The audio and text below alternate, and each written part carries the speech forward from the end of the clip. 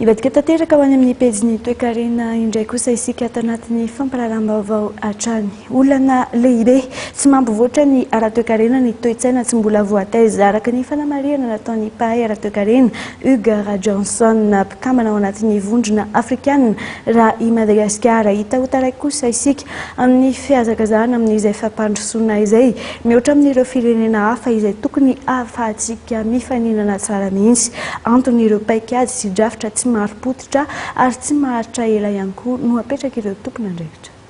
Manana anjara-toerana maro-potitra ny vondrona afrikanina amin'ny fampivoarana ny sehatra ara-toe-karena, ny fampiroboroboana, ny fampandrosoana sy fampivoarana ireo firenena mpikambana ao aminy izay misy an'i Madagasikara.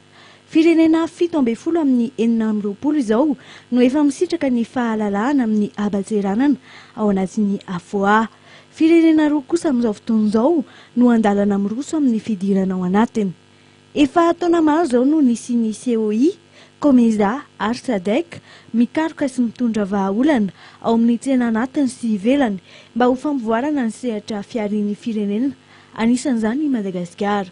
Efa maro-toerana ny firenena Etiopia sy Angola no ny fametrahan'izy ireo drafitra matipaika miaro ny fifanakalozana ao aminy.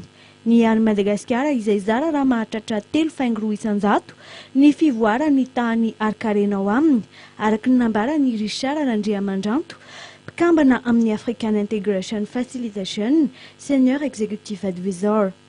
Kely zany tsena ary dia somary kafarazany ny toe-karena ny firenena tsiraiavy mba tsena lehibe. Zay zany ny zava-rehetrarehetra dia samy mananao zay tandrifiazy daholo. Mety ho firenena anankiroa zany no mietreritra hoe anao tsika hanao tsena lehibe dia ho hatsaraintsika eo fahatseranana, ho hatsaraintsika ny resaka taratasy sy sisa dia mamoramora koa ny fivezivezeny mientana dia zay service. Ary tsy mientana ihany fa ao anatin'izay ihany koa capitaux, ao anatin'izay ihany koa l'olombelona tsiraiavy.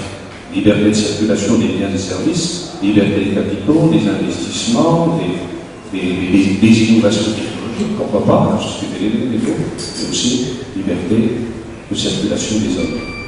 Mametraka drafitra sy paikady lavitra ireo firenena efa manakaiky ny fampandrosoana. Ny antsika kosa dia drafitra roana 3 taona no mipetraka fa tsy mba maharitra ho an'ny taona maharitra. Tafapetraka ny taona 2024 ny vina ametrahana ny faritra ho an'ny fahalalahana eo amin'ny fifanakalozana amin'ny kontinanta, izay araka ny accord de libre-échange tripartite andraisan'ny COMESA, CAE ary SADC anjara. Voafaritra ao anatin'ny vondrona afrikanina ny Madagasikara. Hatreto kosa dia lavitrezaka ary mbola betsaka ny lesoka hita eto amintsika ho an'ny fampandrosoana. Ohatra amin'ny abaloha amin'ny fampidirana sy famoahana entana eto an-toerana izay hita fa ambany dia ambany mihoatra amin'ireo firenena hafa ka mahatonga antsika taraiky eo amin'ny sehatry ny fihazakazahana amin'ny fampandrosoana ara-toe-karena. Mbola voakihana koa ny toe-tsaina izay mila sy mpivoarana eo amin'ny fivoizana ny fampandrosoana araka ny nambarany mpahay ara-toe-karena Hugo Johnson.